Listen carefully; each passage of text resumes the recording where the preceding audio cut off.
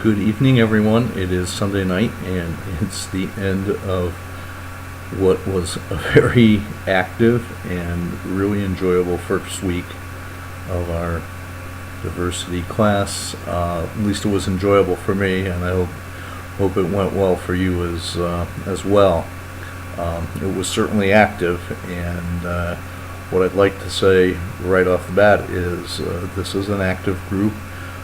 Very articulate group of people who are not about just getting things done to get them done. It shows me that the people are really expressing their opinions, expressing their thoughts, and are open to learning from the material and learning from each other.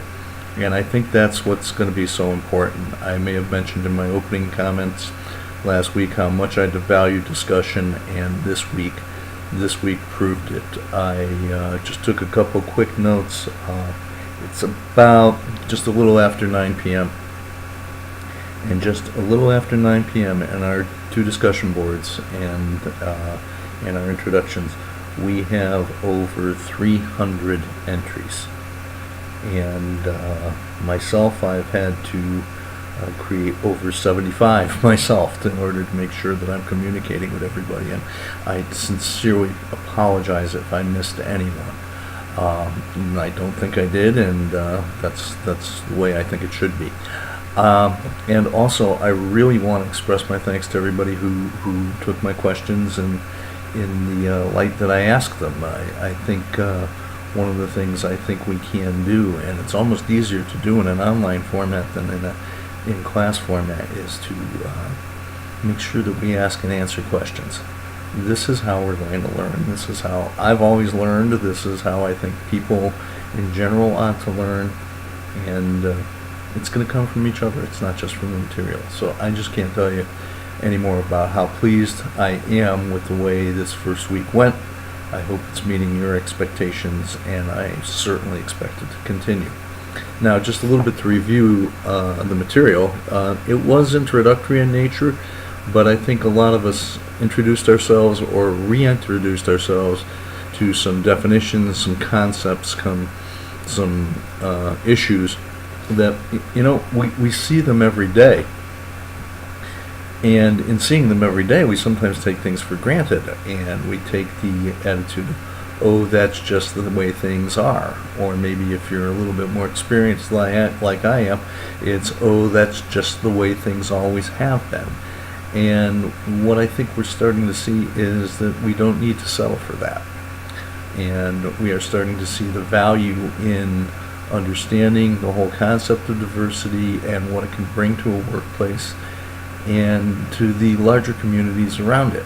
And I've often thought of business as not something isolated or a mundane discipline. I've always thought of business as a social science. And this course in the business school, if nothing else, is a real course in social science. And I think it's going to get even more interesting. Now, what do we look forward to this week? We kind of shifted from last week where we did some definitions and we looked at some legal definitions and practices. This week we're going to get into a couple subjects that are just really, really difficult. That's all they are. They're difficult. Human behavior. Wow. I can't think of anything more difficult than understanding human behavior. By no means am I a psychologist. But in many cases throughout my career, I thought that I felt like I had to be one. Understanding people and why the things they do, what they do, it's really hard. We may think we know something about why somebody is behaving in a certain way, and yet we don't. One of the things we have to go on when we look at our workplaces, obviously, is the behavior of the people who make up the organization. But really, how well do we know everyone? How well do we know their circumstances? All we have to go on is observable behavior. And believe me, people behave in some very, very different ways. Something that I consider very normal, you may consider very odd, and vice versa.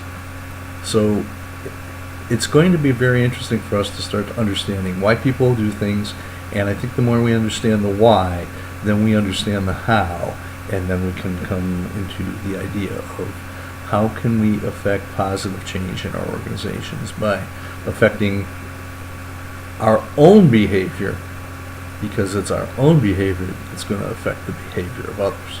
So that to me is a very important point. I think you can start finding that very interesting this week. The other thing we talked about this week is barriers to diversity. And I'm going to take a little bit of a different spin on that right now in speaking of it. Because in many of my responses to you last week, I spoke of how I see diversity as being a condition, right? We either have it or we don't. We have it to a degree that is either large or small, significant, insignificant. So even if we have, quote, no diversity, a totally homogeneous organization, that's the diversity condition, 0. Or a completely heterogeneous organization, guess what? 100%. But that's the diversity.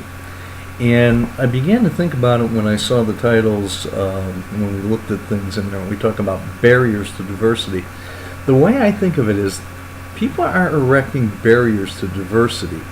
What they're looking at, using our definitions from last week, is creating barriers to inclusion and barriers to equity.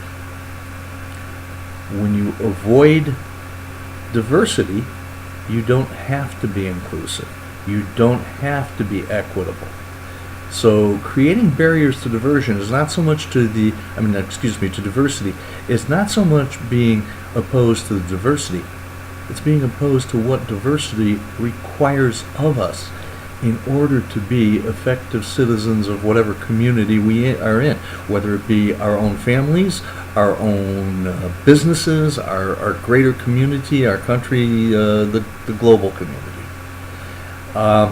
I think if you look at it that way, you might take a little bit of different appeal to it. I don't know. I'm just giving you my opinion. But I think this week is going to provide some really interesting discussions. We have some questions for you on how would you handle things, which is always a very interesting issue for us to do. So I'm as much looking forward to this week as I was last week, and I said last week's going to be hard to top.